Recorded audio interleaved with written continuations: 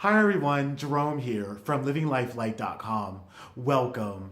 Today we're going to talk about 5 ways you can intermittent fast successfully. Now, if you want to learn more about how you can thrive and live your best life possible, make sure you hit that subscribe bell below to keep tuned. So let's get started.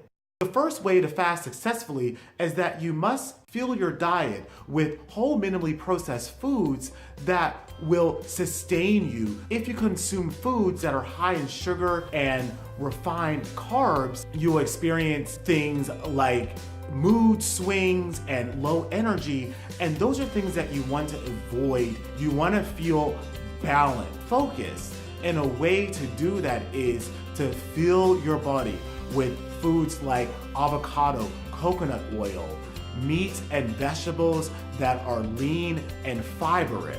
The second way to fast successfully is that you must make sure that you're hydrated during your fasting period. Check out the link in the description below that has my ultimate beginner's guide to intermittent fasting. In the guide is a hydration calculator that will let you know how much water you should be consuming each day. Keep in mind that your activity level really determines how much water you should be drinking. If you're less active one day and more active the next, this will vary in your hydration consumption. So keep that in mind. But the important thing is that you stay hydrated. This will minimize hunger, especially when you first start fasting.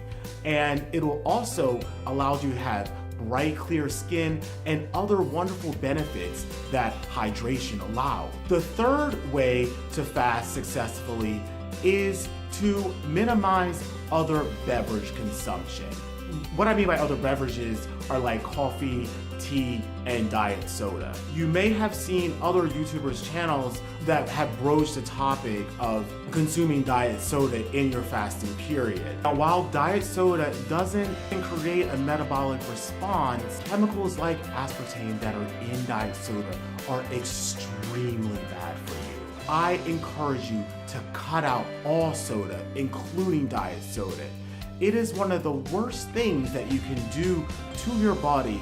I encourage you to really abandon any type of soda or refined artificial beverage. This way, you know that you are putting the best vitamins and nutrients into your body without compromising your health in the long term. You avoid maladies like cancer and high blood pressure because honestly, we don't really know what exactly are in things like diet soda. Yes, we do know there's things like artificial dyes, caramel coloring, and aspartame, but there are not a lot of studies out there that really dive into the long-term effects of consuming those beverages. So I really want to caution you and make you aware that diet soda is a terrible idea. If you do want a little bit of caffeine to help you focus and perhaps blunt your appetite a bit,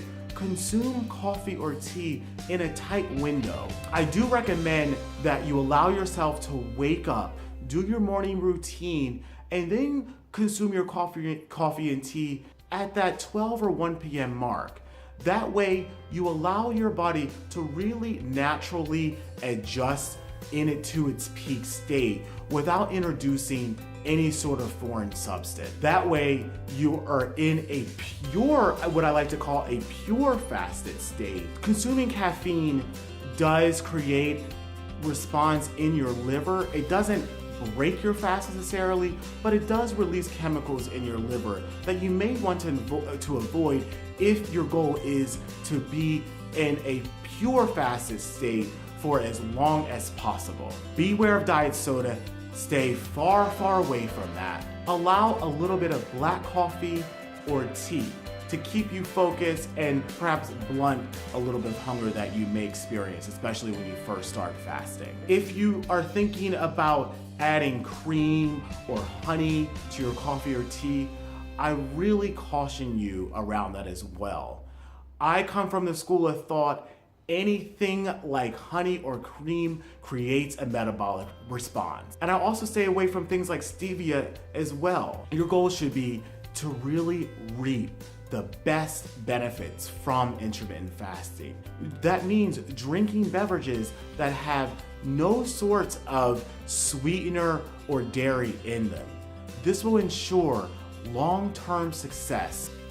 The fourth way to fast successfully is that you must have a really good reason to fast. That may range from a more superficial reason, like to lose body fat and to gain muscle, to really connecting spiritually, connecting to the earth, connecting to the universe, really developing a spiritual practice that will help you attain your highest life.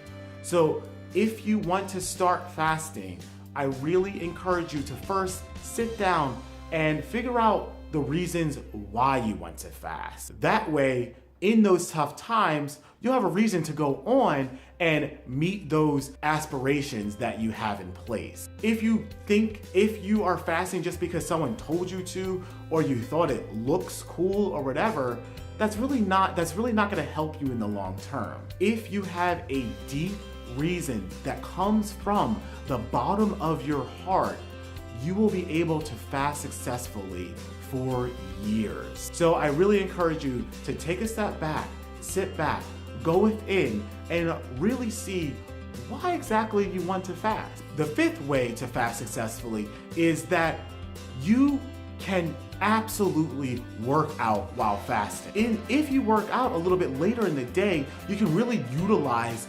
hormones like the human growth hormone that was already at its peak in the morning, that's leveled off, and you can use that to your advantage. In the beginning, you may want to work out with a little bit of food in your system if that makes you uncomfortable in the beginning. But by all means, once you have developed that strong practice and you know that you can bounce around with energy without food, really be advantageous. And one of those advantages is that you can use the fuel that you have already in your body to the best of your ability.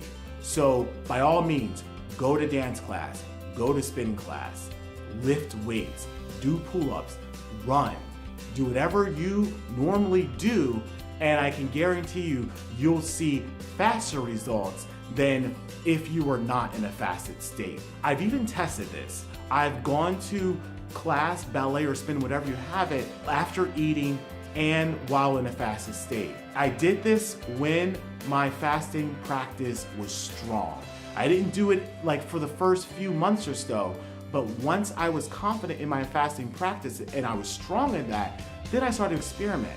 So I went to spin class after eating, and I went to spin class not eating, and the results were radical. When I ate, I wasn't able to go as far. I didn't have as much power. When I was in that great fasted state for hours and hours, I was able to surpass almost everyone in the class, and sometimes everyone, getting first place. So if you're concerned about working out in a fasted state, I encourage you to test it. See for yourself.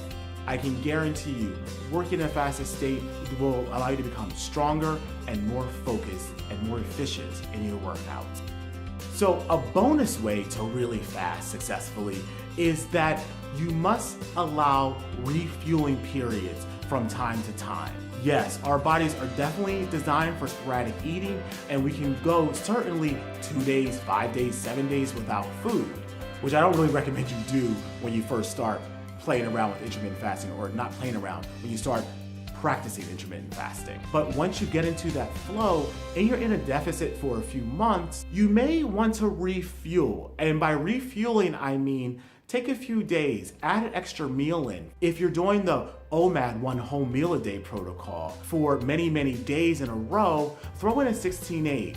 Eat twice or even 3 times that day. Of course, after fasting for 16 hours, but really allow your body to replenish and refuel so your OMAD protocol will be more successful in the long term. So if you're in a deficit for quite a while and you start feeling those effects, like you're cold all the time or you're cranky, allow a few days of 16-8, especially if you're very active. Yes, As I just said before, working out in the fastest state is amazing, but it's not amazing if you're not fueled properly. You'll definitely know when that happens. By fasting, you're really able to keep in tune with your body and see what's working and what's not working. One of my mantras is you must follow a marathon mentality. In order to do the marathon mentality successfully, you must have refueling days. This will ensure success and happiness, and you will continue to thrive for years to come. I hope this helps, and if you are kind of struggling in your fasting protocol, I hope this will give you some great insight so that you can keep on that path and get stronger and stronger as the days and months go by. If you want to learn more about the power of intermittent fasting, click on the link in the description below. You will find the ultimate beginner's guide to intermittent fasting. If you're new to fasting and really want a solid foundation, this is the guide for you. After the guide, you will definitely be able to start your own 16-day protocol the next day. That's all for now, and don't forget to hit that subscribe bell. I'll see you in the next video.